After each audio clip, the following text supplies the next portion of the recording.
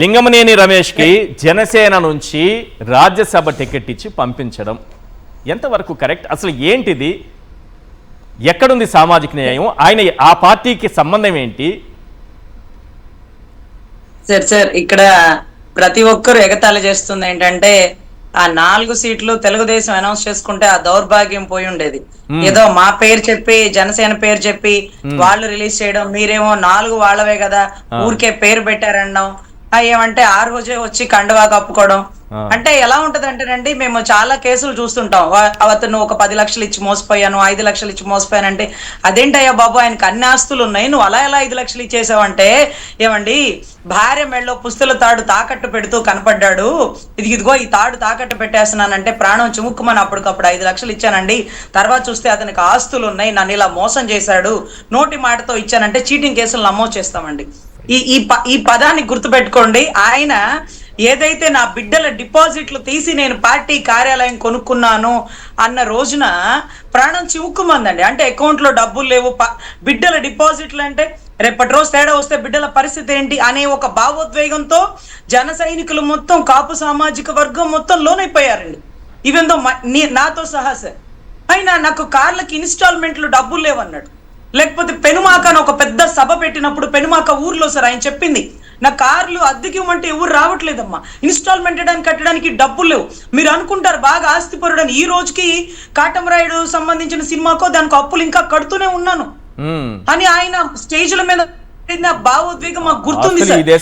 పిచ్చి వాళ్ళమై కాపులు సార్, ఒక్కటి సార్, పిచ్చి వాళ్ళమై కాపులు ఆయనకి పనిచేయలేదు సార్. కాపులు ఆయన భావోద్వేగంతో, మా భావోద్వేగంతో ఆడుకున్నారు సార్.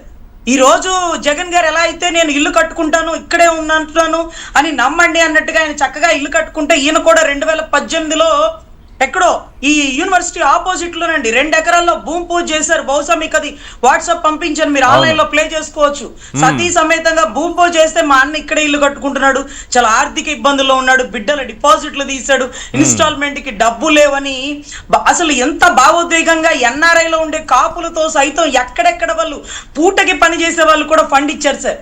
అది పబ్లిక్ డొమైన్ లో పెట్టచ్చు కదా, ట్రాన్స్పరెన్స్ గా ఉంటుంది. ఈ రోజుకి ఎంత ఫండ్ జనరేట్ అవుతుందో, ఎకరం 65 సెంట్లతో పార్టీ కార్యాలయం కొనుక్కున్న వ్యక్తి బిడ్డల డిపాజిట్ లో ఈ రోజు 15 ఎకరాలు వెనక్కి వెళ్ళిపోతుంది. అత్తారింటికి దారేదో సినిమాలోనే వచ్చింది బాగా కలెక్షన్, దాని తర్వాత ఏ సినిమా లేవు సరిగ్గా. మీరు చూసినారు అన్ని కూడా బడ్జెట్ లో వచ్చేవి. మరి ఇంత బడ్జెట్ లో డబ్బులు వస్తున్నప్పుడు అప్పుడే మీకు సరిపడలేదే, ఇప్పుడు పార్టీని రన్ చేసుకుంటున్నారు, వారాహి నడుస్తుంది, ఎన్నో రకాలైన ఇబ్బందులు, వీటన్నిటిలో ఎకరం 65 సెంట్లు కాస్త 15 నుంచి 20 ఎకరాలకు ఎలా వెళ్ళిపోయింది? సంవత్సరం క్రితం ఒక ముస్లిం సామాజిక వర్గానికి చెందినటువంటి వ్యక్తి, నేను ఈ భూమి ఇవ్వను, ఇది నా అత్తమామల నుంచి వచ్చిన ఆస్తి, నేను దేశ విదేశాల్లో ఉద్యోగం చేశాను, నేను అమ్మను అంటే అతన్ని భయపెట్టి బలవంత పెట్టి స్టేషన్లో పెట్టి అతనితో భూమి రిజిస్ట్రేషన్ చేయించుకున్న దాఖలాలు మంగళగిరిలో ముస్లిం సామాజిక వర్గం వాళ్ళని అడిగితే తెలుస్తుందండి. అది కూడా ఈరోజు పార్టీ ఆఫీస్లో 2nd ఫ్లోర్ లెగుస్తుంది. ఏదైతే భూమి పూజ చేసి ఇల్లు అన్నాడో చూసారా, ఇంత హైట్ గోడలు కడతాను, ఇంత గార్డెన్ కొదులుతాను, ఇవన్నీ ఆయన క్లిప్పింగ్ లో ఉందండి. కానీ ఏమైందో తెలుసా, ఈ రోజు ఏదైతే లింగమనేని రమేష్ గారు నాకు ఇంటికి స్థలాన్ని ఇచ్చినారని ఈ రోజు తార్మార్ తక్కర్మార్ అట్లాగా ఆయన పేరుతో ఉండేది మళ్ళీ ఎవరి పేరుతోనో వెళ్ళిపోయింది. ఆ తర్వాత మళ్ళీ లింగమనేని రాజశేఖర్ గారు అంటే రమేష్ గారు వాళ్ళ బ్రదర్ అనుకుంటారండి, వాళ్ళు ఆ ఇంటికి మరమ్మతులు చేపించుకుంటున్నారు. అన్న ఆ ఇంట్లో ఉండట్లా, జస్ట్ శంకుస్థాపన చేసినాడు, టేక్ కట్ షార్ట్ అయిపోయింది. సో మీరు ఎలా నమ్మారు రజనీ గారు ఎలా మోసపోయారు? భావోద్వేగం అయ్యా బాబు, అప్పులు పాలైపోయానన్నాడు, ఆడబిడ్డల డిపాజిట్ లో డబ్బులు తీసినానన్నాడు, ఆ పెనుమాకలు ఇన్స్టాల్మెంట్ కి లేవన్నాడు. ఈ రోజు ఏం సినిమాలు బ్లాక్ బస్టర్ అయిపోయినని కోట్లు గడించేసినాడు. లింగమనేని రమేష్ గారు ఇన్నర్ రింగ్ రోడ్ అలైన్మెంట్ కేసులో కీలక ముద్దాయి. ఎన్నెన్ని ఎకరాలు, ఎకరం 7 లక్షలకి ఇచ్చేసినాడు హెరిటేజ్ భూములకి, ఎన్ని కోట్లు ఖరీదైన భూములు. ఆయన రింగు ఇటు తిరగడం వల్ల ఆయన భూములకి కోట్లు వచ్చినాయి. అటువంటి కేసుల్లో కీలక ముద్దాయిగా ఉన్నాడు అంటే నేరగాళ్ళ మమ్మల్ని పరిపాలించేది, క్రిమినల్స్ మమ్మల్ని పరిపాలించేది, మీలాంటి ఎదవల్లారా సన్నాసులారా అని మాట్లాడినప్పుడు బానే ఉంది. ఈ రోజు ఎదవలం సన్నాసులం మేమయ్యామని ఈ రోజు వెంకటరెడ్డి అన్న లైవ్ లో చెప్పేస్తుంటే వాస్తవం ఒప్పుకోవాలి, తప్పని పరిస్థితులు. ఏం చేస్తాం మరి?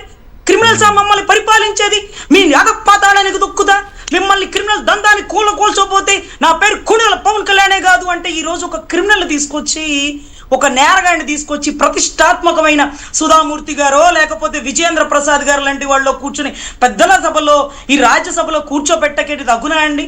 అదేదో చంద్రబాబు గారు అకౌంట్లో వేసుకుంటే ఆ దరిద్రం మాకు ఉండేది కాదు కదా. అవును, ఎందుకు ఇటువైపు నుంచి ఎందుకు పవన్ కళ్యాణ్ గారు ఎందుకు ఒప్పుకోవాలి నాకు అర్థం కావట్లేదు సార్. అదే అసలు ఇప్పటికే సార్ కాపుల్లో విపరీతమైన వ్యతిరేకత వచ్చింది. ఉంటే ఉండి పోతే పొండన్నాడు, ఏదో పుట్టాలి కాబట్టి పుట్టానన్నాడు, నేను మేలు చేస్తానన్నానా అన్నాడు. మాకైతే సార్ ఓపెన్ గా బాగా గుర్తుండి మీ వెనుకబాటుతనంలోంచి మీలో ఒకడు ముందుకు రావాలని మీరు అనుకోండి, నేను ముఖ్యమంత్రి అయి చూపిస్తా. కాపుల్లో కులభావనను తెచ్చుకోండి. ఆంధ్రాలో కులభావనని ఎంత మంది యువత జీవితాలు సర్వనాశనం అయిపోయినాయి అంటే ప్రజారాజ్యం నుంచి ఎకరాలు అమ్ముకున్న వాళ్ళు ఉన్నారండి. ఈ రోజు నీకు నిజంగా రాజ్యసభ ఇవ్వాలనుకుంటే వెళ్ళిపోయిన తోట చంద్రశేఖర్ని పిలు, 99 ఛానల్ అధినేత ఉన్నాడుగా. ఈ రోజు ఆ ఛానల్ కూడా జనసేనకు అయిపోయి ఉండేది కదా. ఒక పోలీసు వాడిని, ఒక బాంబేని గడగల్లాడించిన వాడిని, నీ కుటుంబాన్ని నమ్మి పార్టీలోంచి బయటకు వచ్చిన వాడిని, లేకపోతే నీ కుటుంబాన్ని నమ్మి ఉద్యోగం వదిలి రాజకీయాల్లోకి వచ్చిన వాడిని తీసుకురా కండబాబాయ్. అరే పోలీసు వాడికి ఇవ్వడు, నేరగాడికి ఇస్తాడు, దొంగోడికి ఇస్తాడు. ఇన్ని కేసులయ్యా బాబు, అఫిడవిట్ లో రూల్ ప్రకారం రాసినాడు. ఆయన నీకేం మంచి చేసినాడు? ఈ రోజు కోర్టులో ఆర్గ్యుమెంట్ జరిగింది ఈశ్వర్ గారు ఏమనంటే, సార్ ఇతను నాకు 5 కోట్లు ఎగ్గొట్టాడు సార్ అని ఆ పాపం బాధితురాలు చెప్పింది. సార్ అతను నా దగ్గర డబ్బులు లేవు సార్ అంట. ఆహా, మీ దగ్గర డబ్బులు లేకపోతే మీరు పవన్ కళ్యాణ్ గారికి ఎలా సహాయం చేశారు? ఆయన నాకు చాలా ఆర్థిక సహాయం చేశాడు, ఆయన అభిమాని, నేను ఆయన అభిమాని.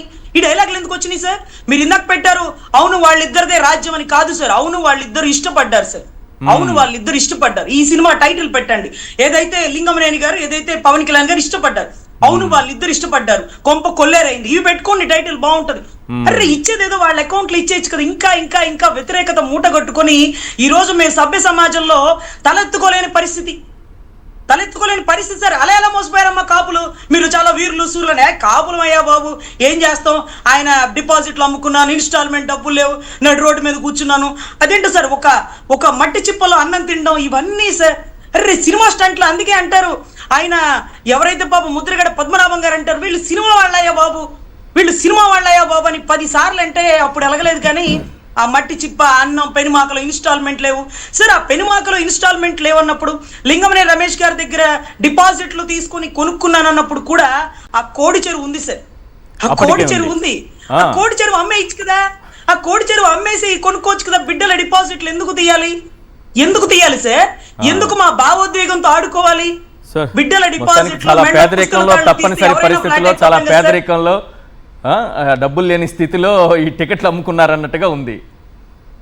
అది అంటే ఆయన ఏ పదానికైతే మనం లొంగుతాము అంటే ఆ చక్కటి పదజాలాన్ని వాడతారు సార్. కానీ జనసేనకి ఇంతటి తీవ్ర అన్యాయం అవునా కాదా చెప్పండి? ఆ కోటా ఏదో టీడీపీ కోటాలో లింగమనేని పంపించేస్తుంటే సరిపోయేది కదా. ఈ కోటాలో ఎందుకు పంపించాలి? ఈయన ఎందుకు ఒప్పుకోవాలి? చంద్రబాబు నాయుడు గారు రుణం తీర్చుకుంటారు, ఆ కరకట్ట ఇల్లు ఇచ్చినందుకు చంద్రబాబు నాయుడు గారు రుణం తీర్చుకుంటారు అనుకుందాం, రుణం తీర్చుకున్నారో లేకపోతే క్విట్ ప్రోకోనో ఏం జరిగిందో మనకు తెలియదు, ఇవ్వాలని అనుకున్నారు చంద్రబాబు నాయుడు గారు. ఆయన చేతిలో అధికారం ఉంది, ఆయన చేతిలోనే ఉంది అంతా, ఆయన ఇవ్వాలనుకున్నారు. దాన్ని మళ్ళీ ఈ కోటాలో వేయడం ఎందుకు? చంద్రబాబు నాయుడు గారేమో లింగమనేని రుణం తీర్చుకుంటే పవన్ కళ్యాణ్ గారు చంద్రబాబు రుణం తీర్చుకున్నారా ఏంటి సార్? వీళ్ళిద్దరు ఏ రుణాలు తీర్చుకున్నారో తెలియదు, కానీ వీళ్ళిద్దరూ ఈ రాష్ట్రంలో కూటమిని ఫామ్ చేయడానికి గల కారణమైన బలమైన బీజేపీ ఏమైపోయింది సార్? 2 వాళ్ళు ఇతను ఇంకొకటి బీజేపీకి ఇవ్వచ్చు కదా సార్. ఒక్కటి కూడా బీజేపీకి ఇవ్వడానికి మనసు రాలేదా? అసలు చిరంజీవి గారిని సార్ ఎంత కోప భావోద్వేగంతో ఉన్నప్పటికీ చాలా మంది వైసీపీలో వాళ్ళైనా టీడీపీలో కాపులైనా ఆయన ఒక్క మాట అనరు సార్. అలాంటిది టీడీపీలో కాపుండి ఈ చింతకాయల ఎవరైతే ఉన్నాడో ఇతను దౌర్భాగ్యుడు ఒక పార్టీ పెట్టినారంటే ఈ రోజు కూడా సార్. ఆటో అతను, టాక్సీ డ్రైవరు, వాడు మాత్రం ఆ రోజు ఆ మాట అన్నాడు, వాడు దొరకాలా అని ఈ రోజుకి జనసేనలో ఉన్న వాళ్ళు కూడా కోపాగ్నితో రగిలిపోతారు. పోయి అతనికి ఇచ్చినారేంట్రా అంటే ఆ క్వాలిఫికేషన్ అంటే టీడీపీలో ఉన్న వాళ్ళు ఎవరు కూడా చిరంజీవి గారిని తిట్టే ధైర్యం చేయలేదట, అతను ఒక్కడే తిట్టాడట. అది స్పెషల్ క్వాలిఫికేషన్ అయింది సార్. మిగతావన్నీ నాకు తెలియదు కానీ అది క్వాలిఫికేషన్. చిరంజీవి గారిని తిట్టినోడికి ఈ రోజు రాజ్యసభ ఇస్తే ఏంట్రా అతని క్వాలిఫికేషన్ అంటే మెగాస్టార్ ని దౌర్భాగ్యుడు పెట్టిన పార్టీ అన్నాడు. లేకపోతే మోజుతో వచ్చాడా, సినిమాలో స్టంట్లతో వచ్చాడా, డాన్స్ తో వచ్చాడో, మీ కాపులందరినీ తాకట్టు పెట్టేసినాడు కాంగ్రెస్ కాళ్ళ దగ్గర అంటూ చాలా ఎగతాళిగా మాట్లాడాడు సార్. ఈ రోజు కూడా జీర్ణించుకోలేకపోయాం. పవన్ కళ్యాణ్ చూడలేదేమో, పాపం వీడియో అవన్నీ చూడలేదేమో, లేదంటే గట్టిగానే నిలదీసేవాళ్ళేమో. చంద్రబాబు నాయుడు గారి దగ్గర ఆ, సార్, అలాంటి వాళ్ళని అది చూడలేకపోయినా పర్లేదు కానీ మొన్న ఈ మధ్య అసెంబ్లీలో రెండు చేతులు పాకెట్ జేబులో పెట్టుకొని నెత్తిన కళ్ళు పెట్టుకున్నావా అంట, చూడు కళ్ళు నెత్తికెక్కినాయి అంటారు. చుక్కు అసలు కళ్ళ జోడు నెత్తికెక్కి బాలయ్య గారు బాబు మాట్లాడిన బాలయ్య బాబు గారి డైలాగులు గుర్తున్నాయి సార్. ఎవడికి ఎక్కువ ఎవడికి ఎక్కువ అంటూ చాలా వాడు వీడియో పదజాలం ఎవడు వాడినారు అని మాట్లాడేశారు చిరంజీవిని. అదైనా గౌరవ పవన్ కళ్యాణ్ గారు చూసినారా లేదా? మొన్న ఈ మధ్య రేవంత్ రెడ్డి గారితో అవార్డు తీసుకుంటూ ఆయన అన్నారు ఆంధ్రాలో కూడా ఇండస్ట్రీని డెవలప్ చేయండి, తండ్రి సమానులు లేకపోతే ఇంకోటి చాలా చక్కటి పదజాలమే వాడతారు. అయినా గానీ అమరావతి వాళ్ళు బండ బూతులు తిట్టినారు సార్ చిరంజీవి గారిని. చిరంజీవి గారిని తిట్టి పవన్ కళ్యాణ్ గారిని పొగడం ఏంటో నాకు ఆశ్చర్యం అవుతుంది. ఇద్దరిది ఒకటే రక్తం, ఇద్దరు మా కాపోళ్ళయ్యా బాబు, ఒకళ్ళని తిడతావు ఒకళ్ళని పొగుడుతో. చిరంజీవి గారు పెట్టిన భిక్షే కదా ఇది, సినిమాలైనా రాజకీయమైనా సినిమాలైనా రాజకీయమైన చిరంజీవి గారు పెట్టిన భిక్షే కదా సార్. మీరు ఇంకొకటి గుర్తుపెట్టుకోవాలి, ఆయన అన్నారు రాజశేఖర రెడ్డి గారు ఆయన మీద కేసులు వేసి భయపెట్టారట. నిజంగా చెప్తున్నాను సార్, కాంగ్రెస్ పార్టీకి ఆ రోజు ప్రజారాజ్యం పెట్టడం వల్ల ఆ రోజు కాంగ్రెస్ పార్టీ గెలిచింది సార్. ప్రజారాజ్యం పెట్టడం వల్లే గెలిచింది సార్. ప్రజారాజ్యం పెడితే అడ్డు చెప్పేవాళ్ళు ఎవరు సార్? కాంగ్రెస్ లో ఉన్న ప్రతి ఒక్కరు చిరంజీవి గారి అభిమానులు, చిరంజీవి గారిని తిట్టనివ్వరు, చిరంజీవి గారి మీద కేసులు వేయనివ్వరు సార్. తీరా కూడా ఆయన కలిపింది కూడా కాంగ్రెస్ లోకే కదా. ఇతను చెప్తాడు తెలంగాణలో కాంగ్రెస్ వాళ్ళు నన్ను వేధించినారు, లేకపోతే రాజశేఖర్ రెడ్డి, కాంగ్రెస్ కూడా అన్నాడు రాజశేఖర్ రెడ్డి అన్నదో కేసులు పెట్టించమని. నువ్వెవరయ్యా బాబు, నువ్వు ఎవరు అసలు? చిరంజీవి గారి కుమార్తె ఈయన చేతిలో తుపాకీ పట్టుకొని తిరుగుతున్నాడు, ఎప్పుడు చంపేస్తాడో తెలియదు. ఆయనకి కాస్త ఆవేశం ఎక్కువ, అంటే నేను మంచి పదం వాడానండి, ఆయనకి కాస్త ఎక్కువ ఆవేశం అని అంటే అప్పుడు సమర్పించారు. అంతేగాని రాజశేఖర రెడ్డి గారి మీద పోరాటానికి కాదు ఆయన ఆవేశం కాదు, మెంటల్ ఆల్రెడీ ఫోన్లు చేసి నేను ఆ పదం వాడలేదులేండి సార్, వాడిందో లేదో నాకు వాడలేను కదా సార్. 2005, 2006లో చాలా పోలవరాలు ఇవన్నీ చాలా జరుగుతున్న టైంలో ఆయన అంటే ఈయన మీద కాన్సన్ట్రేషన్ చేసి ఈయన మీద కేసులు వేయించి ఈయన ఆయనకి ప్రతినిధిగా లేకపోతే ప్రతిపక్ష నేతగా ఎదుగుతాడని పాపం ఆయన అదపాదాలను తొక్కాలని ఈయన అనుకున్నారట. షబ్బీర్ అలీ ఒక కాంగ్రెస్ నేత, ఎవరితను ఎవడాడు చిరంజీవి తమ్ముడా, ఆయన సినిమాల్లో నటిస్తాడని విన్నానని కాంగ్రెస్ లో ఉన్న వ్యక్తే షబ్బీర్ అలీ గారే ఎవరి పవన్ కళ్యాణ్ అంటే రాజశేఖర రెడ్డి గారికి ఎవరన్నా ఈయన తెలుసా సార్? ఈయనకి ఎవరైనా తెలుసా? ఈయన అందులో అపెండిసైటిస్ హాస్పిటల్ అండి, అందుకే ఆయన 10 కోట్లు బంపర్ ఆఫర్ ఇచ్చినారు. 10 కోట్లు బంపర్ ఆఫర్ ఇచ్చి అధికారం ఎవరో నువ్వు రా ముందని. కానీ వెనక్కి తీసుకోండి ఈ మాట అని వెంకటరెడ్డి అన్న కూడా ఎందుకు మాట్లాడడం నాకు అర్థం కావట్లే. మీరు నిరూపించండి, లేకపోతే బేషరతుగా వెనక్కి తీసుకోండి అనండి. ఏ ప్రొఫెసర్ నాగేశ్వరరావు గారితో వెనక్కి తీసుకునే వరకు వెంటబడ్డ వాళ్ళు మీకు అంత రాజశేఖర రెడ్డి గారి మీద అంత మాట అనేసినాడుగా. ఆయనకేమయ్యా నువ్వు ఆ రోజు లైవ్ డిటెక్టర్కి వస్తావా, ఆ అధికారిని పిలిపించు, లేకపోతే వెనక్కి తీసుకో బేషరతుగా. మా రాజశేఖర రెడ్డి గారికి అలాంటి అలవాటు లేదు, అసలు నువ్వెవరో కూడా తెలియదు, శతకోట్లింగాల్లో నువ్వు బోల్డ్లింగానివి, నీ మీద ఆయన ఎందుకు ప్రతిపక్షంగా భావిస్తాడు? నువ్వు పార్టీ పెడితే మాత్రం ఆయనకు వచ్చేదేంటి? ఆయనకి లాభమే కానీ నష్టమే లేదు కదా. తర్వాత కూడా నీ అన్న ఇష్టంగా కలిపింది కాంగ్రెస్ లోకే కదా. కాంగ్రెస్ కి అసలు ప్రజారాజ్యానికి శత్రుత్వం ఏంటి? ప్రజారాజ్యం విరుద్ధంగా టీడీపీ కోసం కదా వచ్చింది. ఇవన్నీ కూడా మీరు మాట్లాడి బేషరతుగా వెనక్కి తీపించండి చూద్దాం. ఎందుకంటే ప్రొఫెసర్ నాగేశ్వరరావు గారే తగ్గారు, మరి పవన్ కళ్యాణ్ గారిని తగ్గేలాగా మీరు చేస్తారా, లేకపోతే లైవ్ డిటెక్టర్ టెస్ట్ కి రమ్మంటారా? అంటే నాదెండ్ల మనోహర్ గారు చెప్పారు కదా, ఏ సోర్స్ ఉందో చెప్పండి, లేకపోతే బేషరతుగా వెనక్కి తీసుకోండి అని. మరి మీరు చెప్పండి, ఏ అధికారి మీకు చెప్పాడు? లేకపోతే బేషరతుగా వెనక్కి తీసుకోమని అడగండి. 10 కోట్లు బంపర్ ఆఫర్ ఇస్తున్నారు కదా.